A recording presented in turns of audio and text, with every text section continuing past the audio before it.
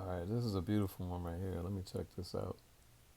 Scroll up a little bit for you. All right, so preservation of consumers' claims and defenses, right? Title 16, commercial practices. This is something that my boy Rome Fortune put me up on yesterday because I never even looked at, I think, Title 16. I was always looking, which I think is Consumer Protection Act, is what 16 is under. But I was always in 15 and other ones, 31, 12, even 17 with the securities. But I just want to see, this is something that I think a lot of you guys can't see. And I don't know how, but like when I'm reading it, this is just clear cut for me. So I'm going to show you. So, so a natural person who seeks or acquires goods or services for personal, family, or household use. All right. Now, peep this. A creditor, a person who, in the ordinary course of business, and here we go. Matter of fact, let me help you out. All right, right there. Lends purchase money or finances the sale of goods. And that's what we do all day, every day. They even ask you, all right, how would you like to purchase this car? Will you be paying cash? Will you be financing? Or will you be leasing?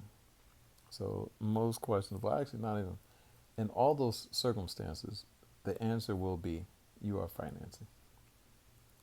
Because they, even if you lease it or pay cash, you're still going to fill them notes out. So they get your cash, and they get those instruments, and they still sell them, and they still do the same thing over and over.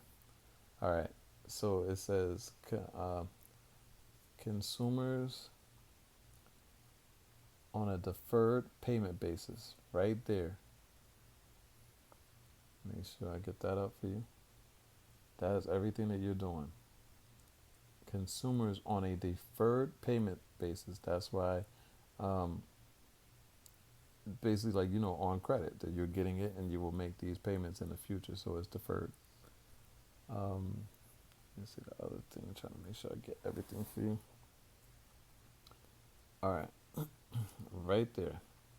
Purchase money loan, a cash advance which is received by a consumer. So this consumer actually can't be you. This would have to be the dealership in return for a finance charge. Does that sound familiar? Did you get a finance charge or were you charged a finance charge? So the consumer is not you, it would be the dealer or the broker, within the meaning of the Truth in Lending Act Regulation Z, which is applied in whole or substantial part to a purchase of goods or services from a seller. So you are the seller. So you got to get your roles down right here. You are the seller who, one, refers customers to the creditor. And I'm trying to understand this when I'm reading it. So if you're a seller who, one, refers consumers to the creditor, it says, or two, is affiliated with the creditor by common control, contract, or business. All right, so I'm still trying to get that down because you're the creditor. So, oh, okay, I think I get the way they're saying. Because, let's see, refers consumers to the creditor. Because how you are your person, but you are a natural person at the same time. So they're speaking about you in dual role. Financing sales, extending credit to a consumer. So that's why I said again, financing a sale. You are the one extending credit to a consumer, so you can't be the consumer in connection with a credit sale within the meaning of the truth in lending. So through my research of looking through lots of cases and seeing that some people sued under the Truth in Lending Act, it's starting to make more sense why and how once getting into these definitions. So of course you got the contract, you got the business arrangement,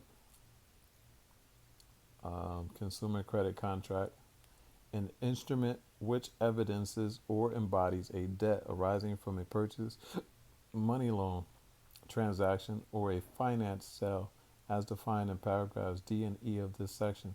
So it says any instrument which evidences or embodies a debt arising from a purchase money loan. So transaction or a finance sale. So this is the paperwork that evidences that a debt is owed to you.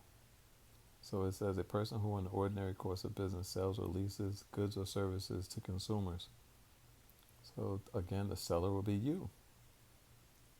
You are selling, but you never got paid, or leases goods or services to consumers. So let me just go in here again, because yeah, it got consumer up there. Is it going to say the same thing? Yep, it does.